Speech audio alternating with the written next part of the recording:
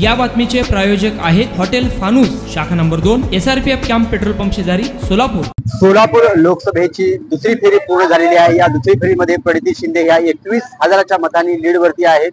एकंदरीत सोलापूर शहरामध्ये सामान्य नागरिक काय म्हणत आहेत, इथे आपण सोलापूर शहरातील किडवाई चौकाजवळ आलेलो आहोत। चायपे चर्चा रंगत आहे, वेगवेगळ्या गल्लीमध्ये वेगवेगळ्या भागामध्ये सध्या लोकसभेची चर्चा चालू आहे। जाणून घेऊया काय आहे सामान्य लोकांची प्रतिक्रिया, कशा बघता या कलाकडे आता। सध्या जो लोकसभेचे इलेक्शनचा आज काउंटिंग आहे आणि प्रणितीताई शिंदे 21,000 वोटने आघाडीवर आहे, ही सोलापूरकरांसाठी फार आनंदाची गोष्ट आहे। आनंदाची गोष्ट अशासाठी आहे, मागील 10 वर्षात बीजेपीचे 2 खासदार निवडून गेले, त्यापैकी दोन्ही खासदारांनी सोलापूरकडे कोणत्याही कामाबद्दल लक्ष दिलेले नाहीये। पण प्रणितीताई शिंदेचा असं आहे, त्यांनी त्यांच्या बंगल्यावर लोकांनी कोण येऊ दे नाही येऊ दे, त्यांनी लोकांच्या मार्फत फक्त अर्ज दिल्यावर त्यांनी काम करायचं एक पद्धत ठेवलेली आहे। त्या पद्धतीने ताईचं जे काम निवडून आले आणि आलं असं समजून पुढच्या कामात गेल्या 10 वर्षातील जे बॅकलॉग आहे सोलापूरकडे सर्वांचं दुर्लक्ष झालेलं आहे। दिल्ली शहराचं पण दुर्लक्ष झालेलं आहे। प्रणितीताई आल्यानंतर हे बॅकलॉग भरून काढतील आणि खास करून युवकाचं जे नोकऱ्याचा जे प्रश्न आहे ते नोकऱ्याचे प्रश्न त्यांनी मार्गी लावतील। जे आज युवक मुंबई, पुणे, हैदराबादकडे जे नोकरीसाठी जात आहेत आणि सोलापुरातली लोकसंख्या कमी होत राहील, ते लोकसंख्या कमी व्हायचे प्रमाण थांबेल आणि लोकांना नोकऱ्या मिळेल आणि युवकामध्ये एक जल्लोष लोकांना नोकऱ्या देऊ, IT पार्क आणून। अहो, एकदा ठेच लागली माणूस सांभाळून घेत आहे, दुसरी ठेच लागली सांभाळून घेत आहे, आता तिसऱ्यांदा पण तेच करायचं का? हे बीडचं पट्ट्या आहे आणि म्हणताय ऊसतोड कामगाराचा मुलगा आहे, पण त्याच्या वागण्यात, बोलण्यात, किरण्यात इतकं रॅशपणा आहे। हे रॅशपणा सोलापुराकरातील लोक खपून घेणार नाही। त्याला फक्त मोहिते पाटील त्याला निवडून आणले, त्यांच्या विरोधात जाऊन तिथं त्याने काही काम नाही केला, पण सोलापुरात काय काम करतील तो? म्हणून आम्ही काम करणारी आमची प्रणितीताई जे आहे ते प्रणितीताईचं काम मागील 15 वर्षापासून 1 नंबरचं काम आहे आणि आता खासदार झाल्यावर फार चांगलं काम होईल अशी आम्हाला अपेक्षा आहे। वाटतं खासदार होईल? 100% खासदार होतील प्रणितीताई शिंदे। जल्लोष कसा असणार आहे? जल्लोष इतका जल्लोष असणार की काय विचारायचं नाही, फार मोठ्या प्रमाणात जल्लोष होईल आणि गुलाल आम्हीच उधळणार। 21,000च्या मतांनी लीड मध्ये आहेत, ते कायम राहणार असं वाटतंय का? टोटल कायम राहणार आहे, तर अजून पुढे लीड वाढणार आहे आम्हाला अशी अपेक्षा आहे। कारण काय, ते प्रणितीताई शिंदेचं काम सोलापुरात आम्ही मागच्या वेळी आमदार असताना बघितलेले आहेत, त्यांनी फार चांगली कामे केलेली आहेत आणि आम्ही 2 वेळा ते भाजपचे 2 खासदारांना निवडून दिलेले आहेत। त्यांनी काय काम केले नाही जनतेला माहीत आहेत आणि जनता त्यांच्यानं त्रस्त झालेली आहे। बाहेरच्या उमेदवार म्हणून प्रणिती शिंदेने प्रचाराला सुरुवात केली होती, आता फटका राम बसतो असं वाटतंय का? जरूर बसेल, कारण उमेदवार हा बाहेरचाच आहे। प्रणितीताई शिंदे सोलापूरचे हक्काचे आमचे आहे, आम्ही त्यांच्याकडे कधी पण हक्काने जाऊ शकतो।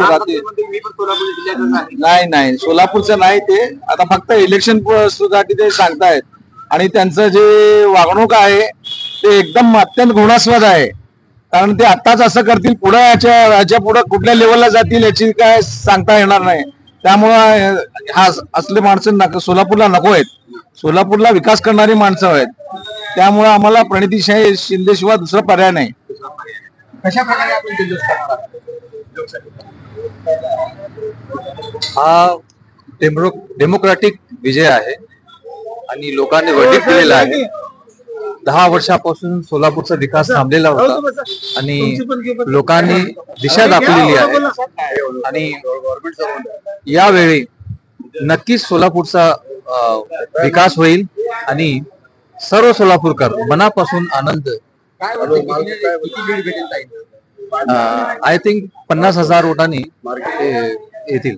कशा प्रकारे जल्लोष साजरा करणार होता सोलापूर? सर्व धर्मी लोक, हे आपला जो भारत आहे हे गंगा जमनी तहजीबचा आहे, याच्यामध्ये सर्व धर्म लोक आहेत आणि सर्व धर्मचे लोक मिळून जल्लोष करतील। आणि राम सातपुतेला फटका कशाचा बसवतो वाटतं?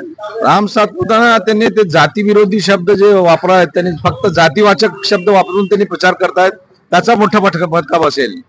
कारण ते मुद्दे त्यांचे विकासाचे मुद्दे नाहीत, फक्त जातीवाचक शब्दावर त्यांनी इलेक्शन लढवत आहेत, त्याचा फटका त्यांना बसणार आहे। जो राम को लाएंगे उसी को लाएंगे असं त्यांचं भाजपचं एक मंत्र होता।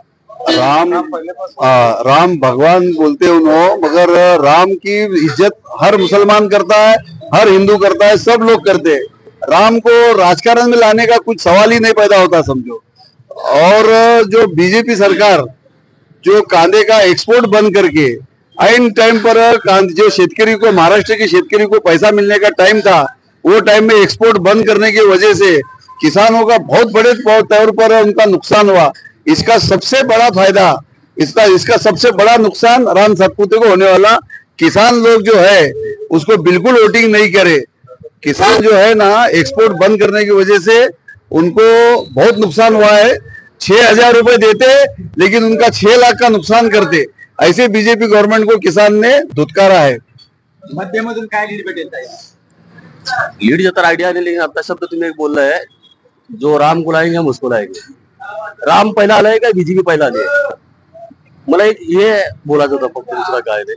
जे बोलते, जे नारा देताय ना, जे बोलताय ना, जो राम को लाया, काँग्रेसच्या काळात आतापर्यंत अयोध्येमध्ये राम आशीर्वाद नव्हता, बीजेपीच्या काळात आपल्या तो मंदिर बांधून जिम्मेदार करून ते सगळे खेळ करणारी हीच लोक आहेत। हे जे अयोध्याचा बाबरी मस्जिदचा राम मंदिरचा खेळ करणारी हीच लोक आहेत बीजेपी वाले। आता आपल्याला समजायला लागलं थोडा थोडा, आम्ही बघायला लागलो आता काय आहे पुढचं। म्हणजे तुम्हाला बीजेपी हा जातीवाद पक्ष असं तुम्हाला वाटतं? साहेब 2014 मध्ये मी बी मोदी भक्त होतो, मोदीचं काम केलं आम्ही पण।